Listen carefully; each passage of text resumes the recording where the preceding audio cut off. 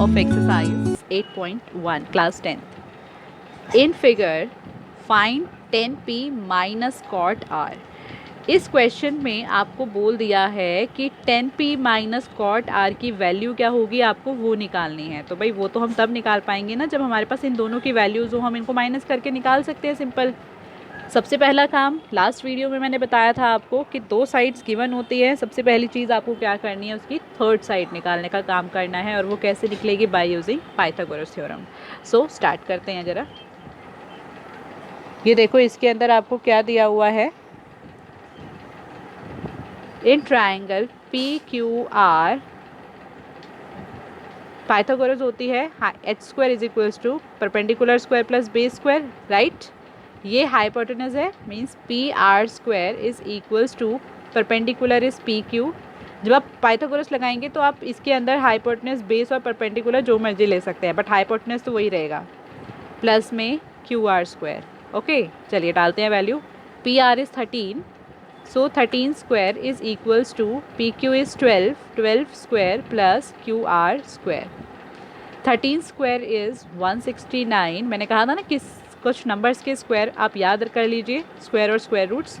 12 का स्क्वायर आपका हो जाएगा 144 प्लस क्यू आर स्क्वायर। अगर आप किसी नंबर के स्क्वायर याद करेंगे ना तो उनके स्क्वायर रूट तो आप ऑलरेडी याद कर सकते हैं, ऑलरेडी आपको याद हो जाएंगे। अगर आपको पता है कि 13 का स्क्वायर 169 होता है, इसका मतलब स्क्वायर रूट ऑफ 169 क्या होगा, 13 होगा।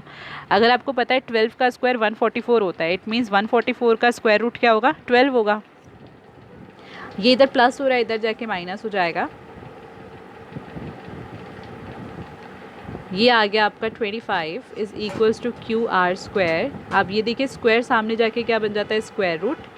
एंड 25 किसका स्क्वायर होता है, 5 का। इसका मतलब ये वाली साइड आपकी आ गई 5। ओके, सो अब तीनों साइड पता है। अब हम स्टार्ट करते हैं क्वेश्चन करना। देखिए ये दिया था 10p, तो पहले हम दोनों की ना अलग अलग वैल्यू निकाल लेते हैं। 10p, इस पे फोकस करिएगा।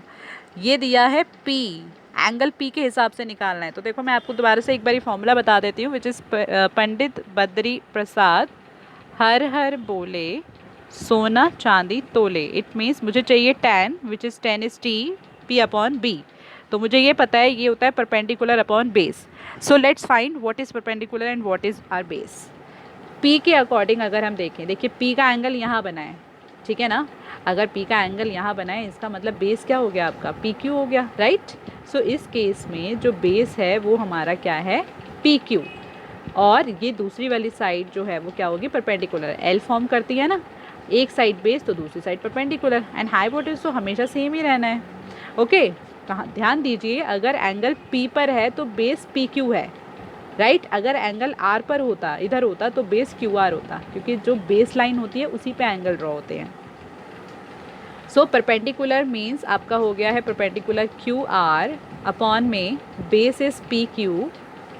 लगा देते हैं इसकी वैल्यू। QR हमारा है 5 अपॉन में PQ हमारा कितना है, 12। ठीक है, ये आ गया हमारा 10p की वैल्यू। अब हमें निकालना है कॉट R। देखिए कॉट जो होता है वो होता है 10 का रेसिप्रोकल। अगर 10 p अपॉन b है तो कॉट होगा b अपॉन p। ठीक है, रेसिप्रोकल्स की भी एक ट्रिक मैंने आपको समझाई थी, मेरी आप इंट्रोडक्शन की वीडियो देखिए उस ट्रिक को समझने के लिए। Okay, cot R is b upon p। अब देखिए R के हिसाब से अब एंगल देखने हैं। R पे फोकस करें तो ये रहा आपका एंगल R, और ये किस बेस पर बना है, QR पर बना है। तो इसका मतलब अब इस केस के अंदर ये तो बेस हो गया आपका, एंड ये आपका क्या हो जाएगा, परपेंडिकुलर। ठीक है, हाइपोटेनस में कोई चेंजेस नहीं आएंगे। सो अब देखिए बेस के अकॉर्डिंग ये हो गया QR अपॉन में परपेंडिकुलर इज PQ। QR की वैल्यू है देखिए 5 और PQ की वैल्यू है 5/12।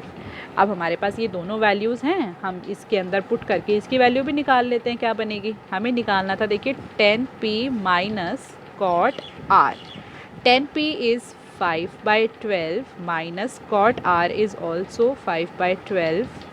सेम नंबर्स को माइनस करेंगे, देन आंसर विल बी 0। किस चीज़ पे आपने यहाँ पर ध्यान दिया, देखो ध्यान किस चीज़ पे दिया होगा कि ये जो एंगल्स हैं इसके अकॉर्डिंगली परपेंडिकुलर और बेस चेंज हो रहे हैं। बस इन्हीं पे फोकस करना है। अगर आपको एंगल P दिया है तो आपका जो बेस है वो PQ होगा। अगर आपको एंगल R दिया है तो आपका बेस क्या होगा, QR होगा। और उसकी जो दूसरी वाली साइड है जो एल ड्रॉ कर रही है वो क्या बनेगी आपकी परपेंडिकुलर। ओके।